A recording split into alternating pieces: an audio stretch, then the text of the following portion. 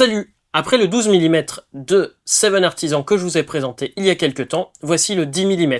2 mm de plus en grand angle et un demi-diaphragme de luminosité en moins. Mais celui-ci est un cookie. Oui, après les crêpes, pancakes et bouchons d'objectifs, cap-lance, voici les objectifs cookies. Fin, mais pas trop. Il a un look d'objectif ancien, mais pas vraiment d'ultra grand angle. Et il reprend les codes couleurs de certains anciens objectifs avec des indicateurs d'hyperfocale colorés. Il semble bien construit, comme les nouveaux Seven Artisan d'ailleurs. Alors, comme tous les grands angles, je les ai utilisés en ville. Enfin, pour cette courte vidéo, je l'ai utilisé que dans la toute petite ville où j'habite. De jour comme de nuit, et de f3.5 à f22.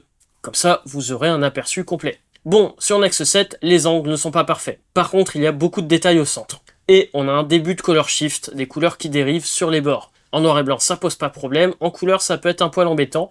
Certains boîtiers y sont moins sensibles. Le Nexus 7 est un boîtier qui est plutôt sensible. Mais pour un ultra grand angle à 100 €, on va l'accepter.